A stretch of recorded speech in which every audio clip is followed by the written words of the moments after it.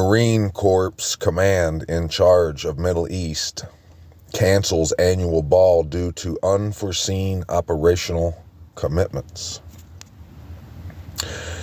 He wrote, "Regretfully, and with a strong sense of duty, I write to inform you of a decision that I had to make regarding the Marine Corps 248th ball, scheduled for the 16th of November this year." So this ball would have been the 248th ball. That means that it didn't get canceled through WW1 or 2 or anything else, and it's getting canceled now. Let me show you why that is.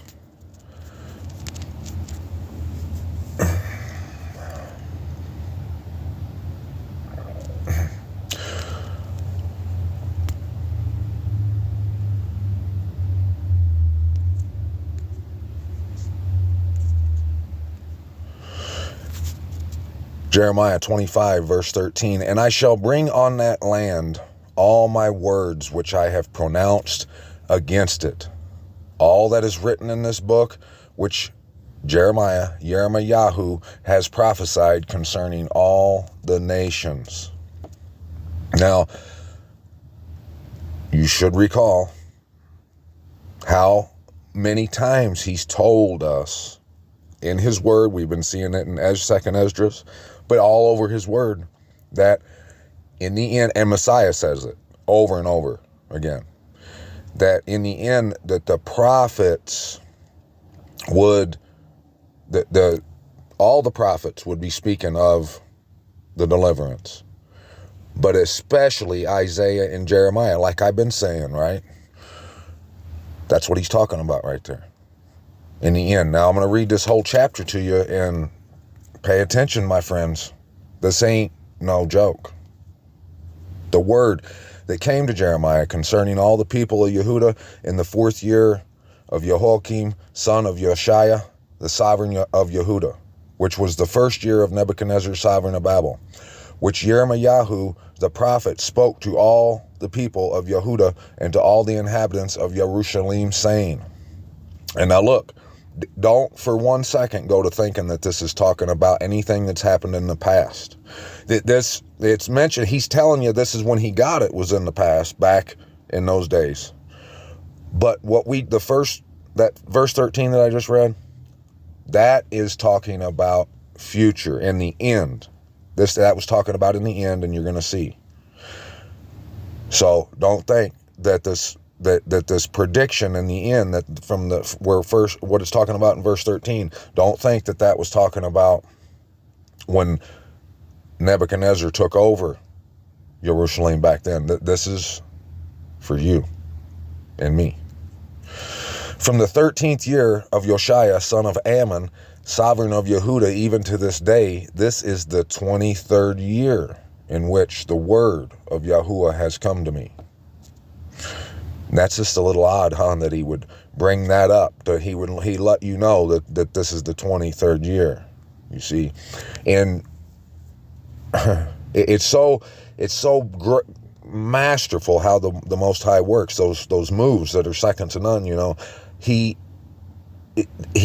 been telling us that the prophets would open up, the book would open up, we'd be looking in, and he specifically points out Jeremiah and Isaiah and everything we've been reading in there. It's been right on time precise. And now that you see what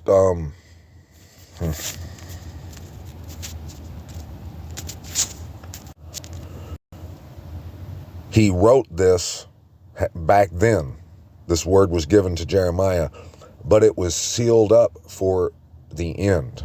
And what's so amazing about it, but it's so simple at the same time. It's just, I can't even explain it, but he wrote it in a way, he spoke it, the words he spoke, and like I said, all words are all necessary, and he means exactly what he says.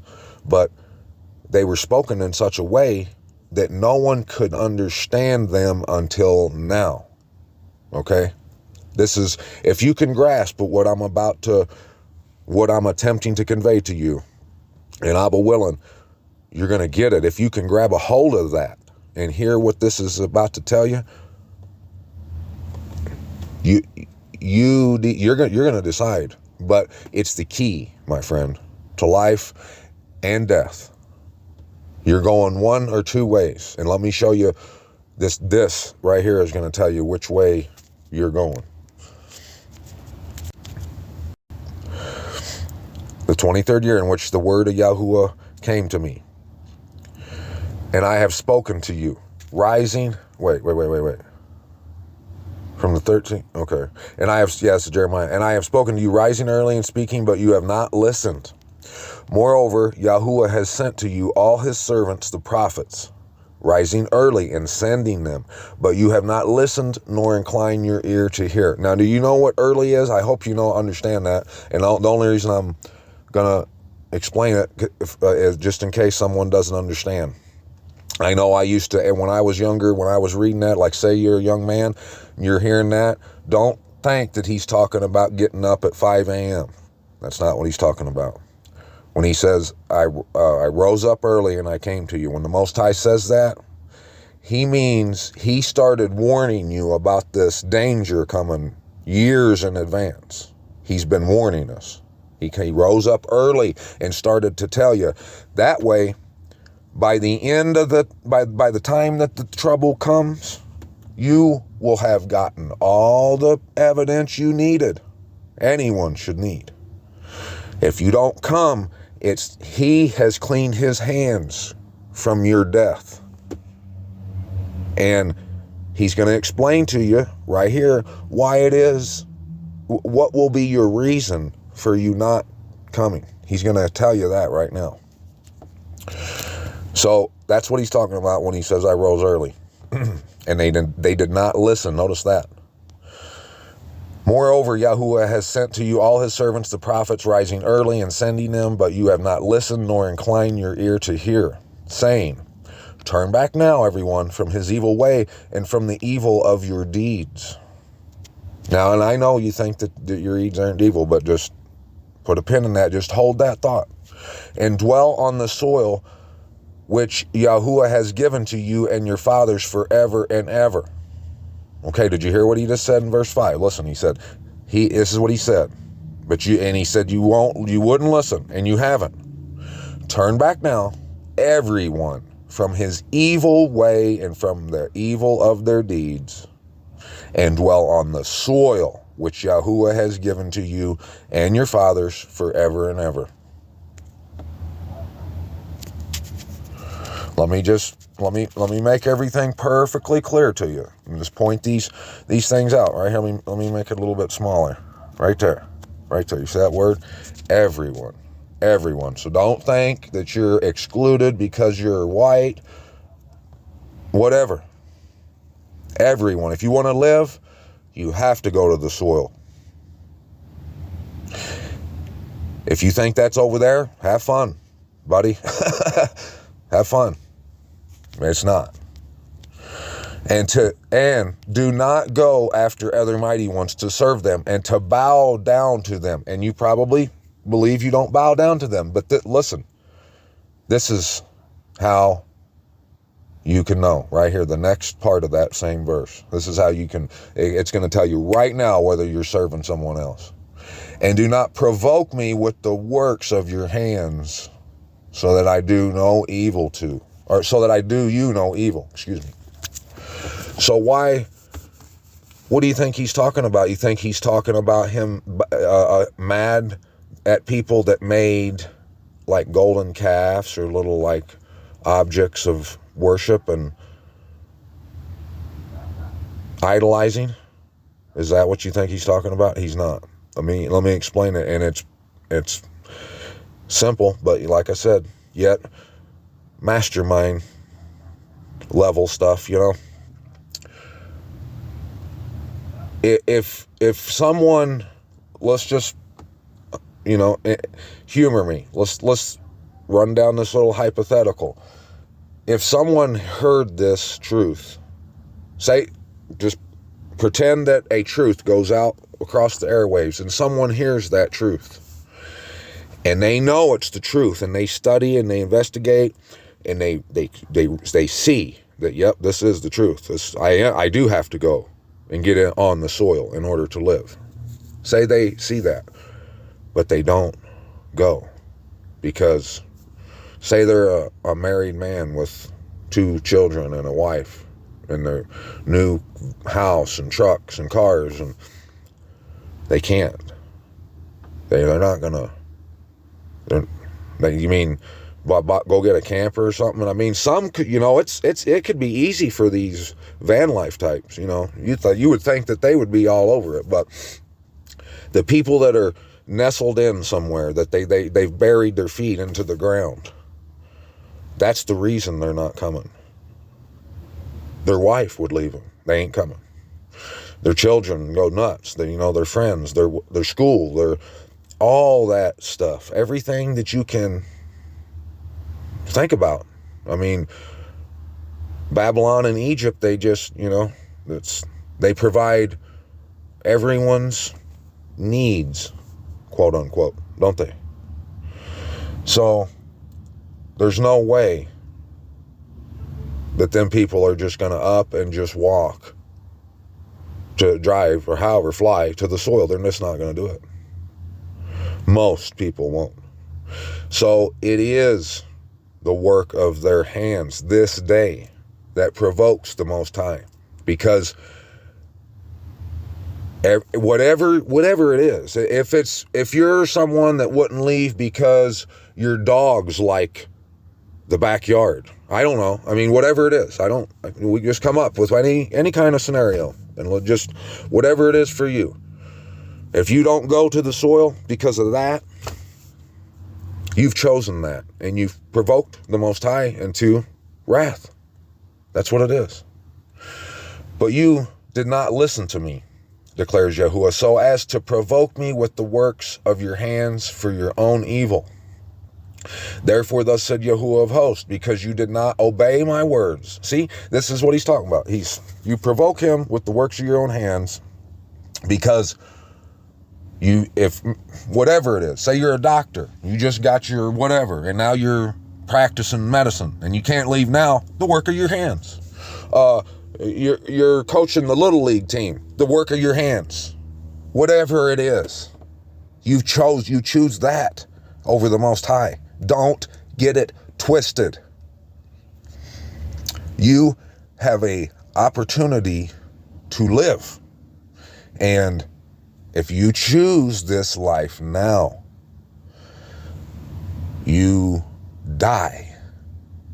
End of discussion. That's what the word has said from the front to the back. If you are arguing with what I just said, that you can get away with choosing this life now and you get to live at the end, if that's your argument, if you're saying, no, it's not gonna, you're a fearmonger, you're pushing, it's what are you gonna say this time next year when everything's still here? I'm gonna be saying the same thing. That's what I'm gonna be saying if that happens. But and another fact is, but willing, I'll be saying the same thing. But the fact is, you're choosing right now your life. If you're coaching a little league team, you're choosing this life now. Doesn't matter how you slice it and dice it. Abba is the one who does that. If you choose this life now, you die. The Bible and collectively, every page is screaming that to you. So, you got a choice to make. Therefore, thus said Yahuwah of hosts, because you did not obey my word. See, I am sending and taking all the tribes of the north, declares Yahuwah, and Nebuchadnezzar, the sovereign of Babel, my servant, and shall bring them against this land and against its inhabitants and against these nations all around, and shall put them under the ban.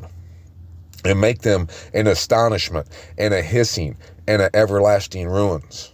And I shall banish from them the voice of rejoicing and the voice of gladness, the voice of the bridegroom and the voice of the bride, the sound of the millstone and the light of the lamps.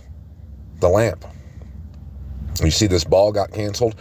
I mean, you can see that it's just, there's a lot of tension right now. I mean, you can cut it with a knife. It's been building over multiple reasons. And this land and all this land shall be a ruin and a waste, and the nation shall serve the sovereign of Babel 70 years. And it shall be when 70 years are completed that I shall punish the sovereign of Babel and that nation, the land of the Kasdim, for their crookedness, declares Yahuwah, and shall make it everlasting ruins. And I shall bring on that land, all my words which I have pronounced against it, all that is written in this book, which Jeremiah has prophesied concerning all the nations. For they too shall be enslaved by many nations and great sovereigns. And I shall repay them according to their deeds and according to the voice of the works of their hands. For thus said Yahuwah, the mighty Most High of Yasharal, to me, take this wine cup of wrath from my hand, and make all the nations to whom I send you drink it. And they shall drink and shake and go mad because of the sword that I am sending among them. I then took the cup from the hand of Yahuwah and made all the nations drink to whom Yahuwah had sent me. What cup? How do you know this is the end? What is the cups that get poured out by the messengers on to earth? The cup of the wrath. That's the last plagues, my friends. Yes, that's what that is.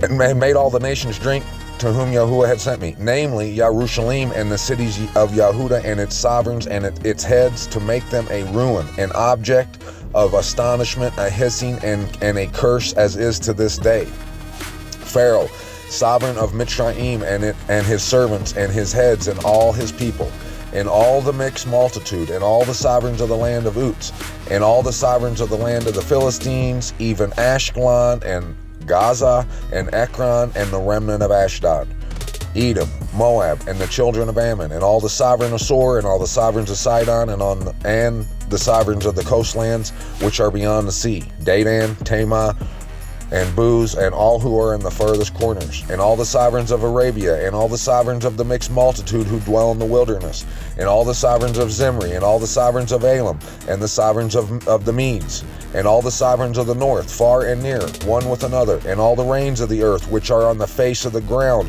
Also the sovereign of Sheshach shall drink after them.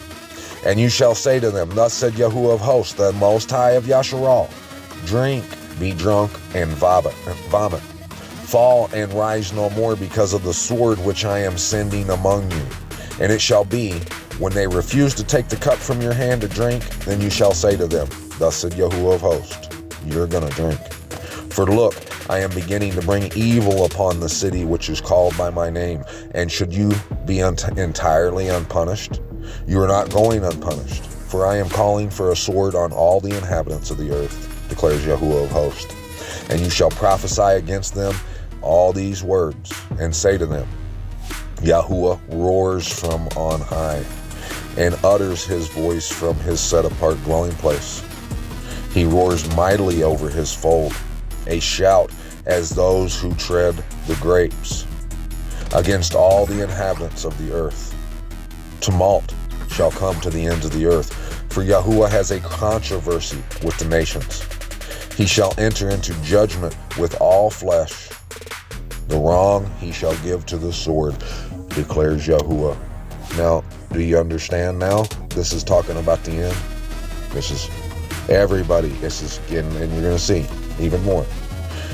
Thus said Yahuwah of hosts, see, evil is going forth from nation to nation, and a great whirlwind is raised from the farthest parts of the earth. And in that day the slain of Yahuwah shall be from one end of the earth to the other end of the earth. They shall not be lamented, or gathered, or buried, for they are dung on the face of the ground. Howl, you shepherds, and cry. and roll yourselves in the ashes, you leaders of the flock. For the days of your slaughter and your scatterings are completed, and you shall fall like a choice vessel. How do you think that's going to happen? All you, anyone who's been a fan of like zombie movies and zombie apocalypse movies, when that spraying goes down, whatever it is, whatever happens, it's going to happen. Whatever, however that looks. We know it ain't going to be a flood. We can rule that out. So, however that happens, there ain't going to be nobody to bury nobody out there. They're just going to have to be dung on the face of the earth until it goes back to soil, you know. That's just how it is. And, you know, I can't understand how there isn't no one. Well, I can't. See, I got to catch myself. I can see how there isn't anyone grabbing this. And in that day, the slain of Yahuwah shall be from one end of the earth, even to the other end of the earth. They shall not be lamented or gathered or buried, for they are dung on the face of the ground. Howl, you shepherds, and cry, and roll yourselves in the ashes, you leaders of the flock. For the days of your slaughter and your scatterings are completed, and you shall fall like a choice vessel. And a place of refuge shall perish from the shepherds, and escape from the leaders of the flock. Hear the cry of the shepherds, and a wailing of the leaders of the flock, for Yahuwah is ravaging their pasture, and the pasture of peace shall be cut down because of the burning displeasure of Yahuwah. Like a lion, he shall leave his hiding place, for their land shall become a waste because of the sword of oppressors and because of his burning displeasure.